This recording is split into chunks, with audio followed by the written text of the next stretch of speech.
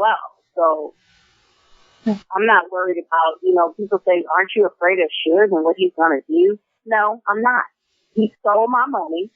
That's in the book as well. You know, some people, they get on a power trip and they use the people that help them get to where they are as far as their success. And then they just leave you for dead, you know. And I just want to tell people, it was sad that we lost Tupac as well as Nate Dogg, you know, and when Nate passed, he didn't have a lot of money. And, you know, Snoop Dogg set up a trust fund for him and his kids, at www.snoopdogg.com. You can give to the Nate Dogg Memorial Trust. And he set one up for his kids at www.blackcelebkids.com.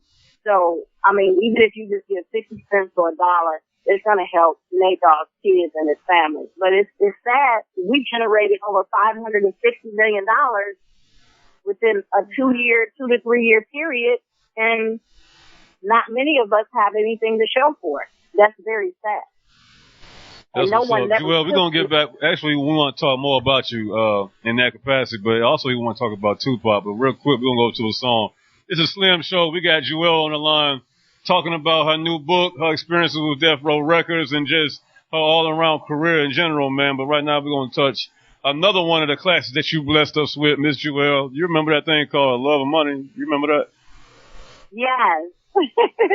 That was you, right? Yeah, Bone Thugs and Harmony. Can you sing a little bit of that, please, for me, please? Oh, the love of money, love of money. Jewell in the building. Slim Show, Bone Thugs and Harmony, Love and Money. Keep it locked. My nigga Lazy Bone, busy bone, touching bone.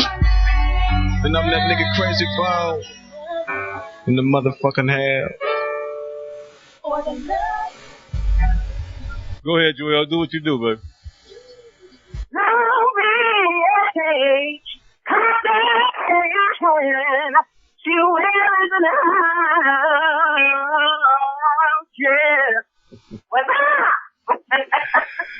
Jewell, First Lady of Death Row Records, live on the Slim Show, doing it big, man, giving us a free concert and everything. Real quick, Jewell, I want to talk to you. I want to talk to you about Pac, man. We got a lot of questions actually lined up for Pac. And if you on Facebook, please post your questions for Jewell, and we definitely will get to them. Twitter as well, post your questions on Facebook. On Twitter, and we'll get to them. Jewell. Yeah.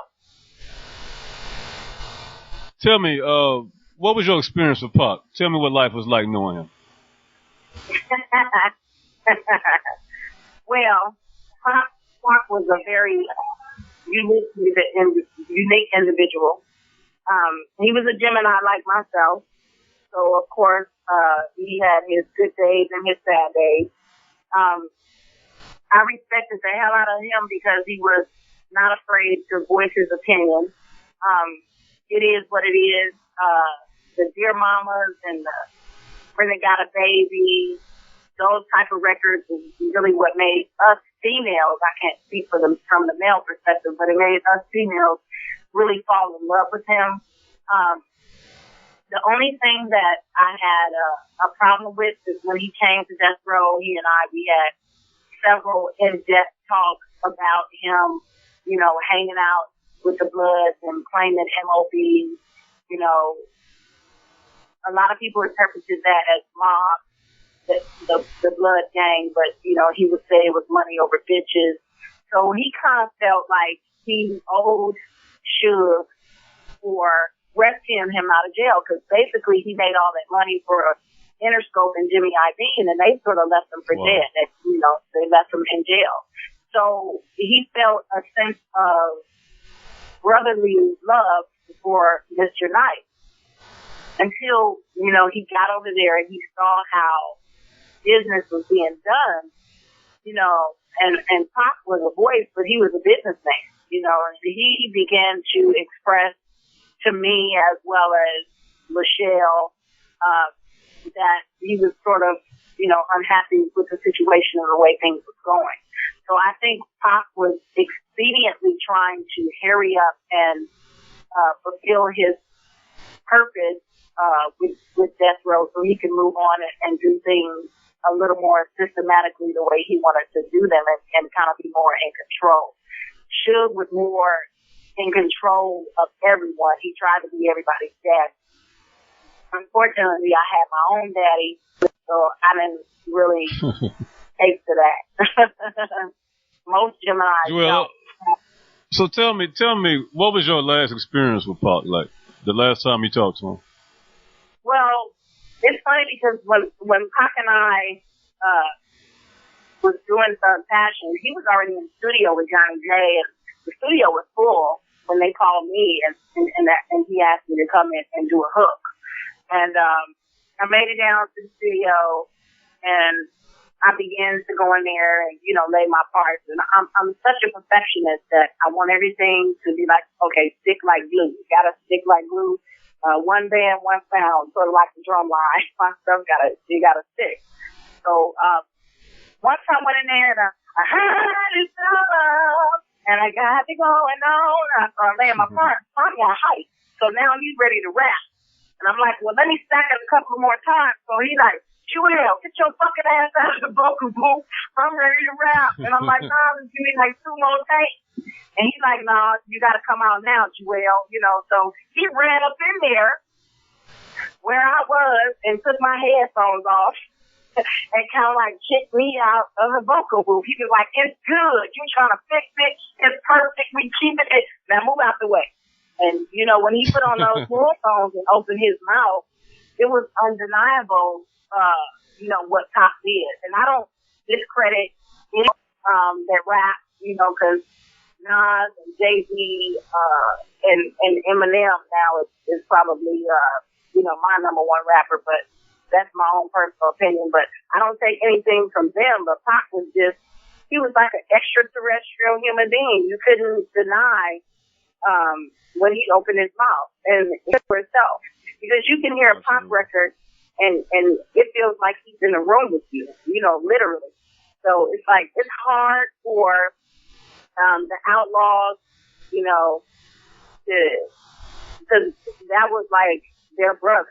And, when I hear his music, it literally makes me kind of like tremble inside because I know we were cheated for an individual that made a major contribution to, the rap game. And I can't say that to this day Tupac would still be alive, but I know the situation that happened in Vegas, if he would have listened to me and Suge would have listened and they would have just either stayed home or just invited some company over to the house in Vegas, he would have been around a little bit longer. Because I was cheated. He was supposed to come and rap on a song called 3 Wishes that would have been on my Black Diamond album, and he never got that chance. So it's to know that his life was lost.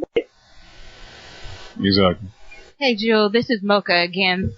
I know that you said Tupac was trying to get away from Suge and handle his own business. So who do you think killed Tupac?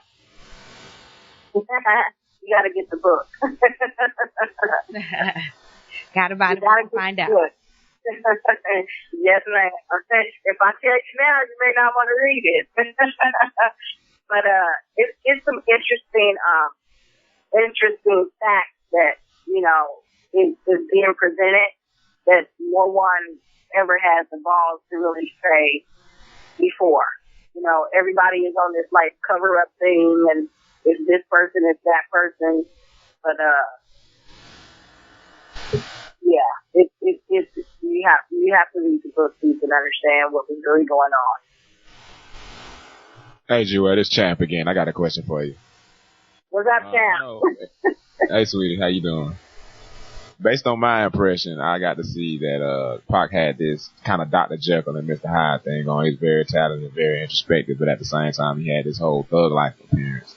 Could you expound on that any, if at all?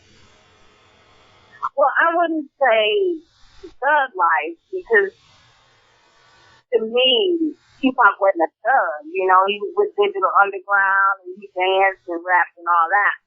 But I think once you have a mother and a background that represents like the Panthers and a more aggressive political side, you tend to be more aggressive and passionate about whatever it is. If you're good, you're passionate at it. If you're bad, you're passionate at it. And I'm pretty much the same way. We're 4 days apart. And I try not to let people push me even to this day. But, you know, even back in the day, they said I was crazy. Like, Jewell crazy. I wanted to work and get my money. And that's it. I wanted to be me. I didn't want to be trapped and clamped down. And Pop was more like a free spirit, you know. So you don't get a lion out of the jungle and put him in the cage and try to tame him. You're going to get bit and you're going to get jacked up because a lion's not supposed to be caged. It's a beastly animal that needs to run free. And though it has some days when it's just chillax, but you ain't supposed to really mess with it. It's a lion. It's going to bite your ass. So Tupac was sort of like... Jewell, it's Slim again, baby. Huh? It's Slim again. I wanted to ask you, based on because you mentioned a little while ago that Suge did Dirty Business and the experiences you had with that. What did you personally experience? Because we all know you never really had an actual solo album to drop, mainstream solo album, studio album to drop. What happened with that, and where is that at now?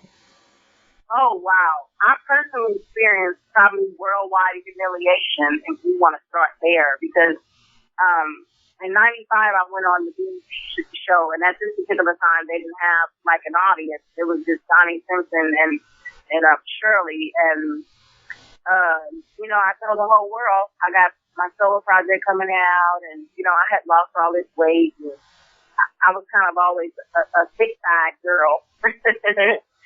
So I had really prepared myself. We like that. Yeah. I had prepared myself to have this album released. When it wasn't paying me, I left. Because I'm not going to stay around and let somebody treat me bad and just stick around. So when Pac got signed to the label in 1996, he was like, "Where's Jewell? I want her to sing on my record."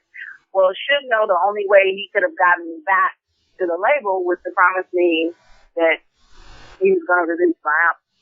But it was really, when I talked to Pac one night and we had like a heart to heart, he was like, "Really should have brought you back because I didn't want to put out an album unless you was on it." So that kind of like really broke my heart that he had no intentions of putting me out and really letting me shine. So it's okay for me to have a little glitter and shimmer on your stuff, but to really block my light and not fully let me shine, there was some underlying kind of like jealousy there because I'm a people's person. And it's just not in the music industry. Since then, music hasn't really taken care of me. And before my brother started this label and asked me to be a part of it, but even the people there at my job, they noticed something different, you know, and then they like me. So here it is, telling producers, if you don't act right or like Jewell gonna beat your ass, and I'm looking forward to it, and you know, Teddy Riley come to me and he's like scared, he's like, chill up, you know, and I'm like, what? You know, so he was like damaging my career more than he was helping it. So, you know, it was what it was. It's unfortunate that our whole little recipe got broken up. And in the beginning, I was kind of upset that Dr. Dre didn't keep everyone together because without Suge in the picture, down an entity, it would have been preserved. But I guess he was so frustrated and fed up, he went on and, you know, did his little aftermath thing. And I ain't mad at him, but they should have kept the family together.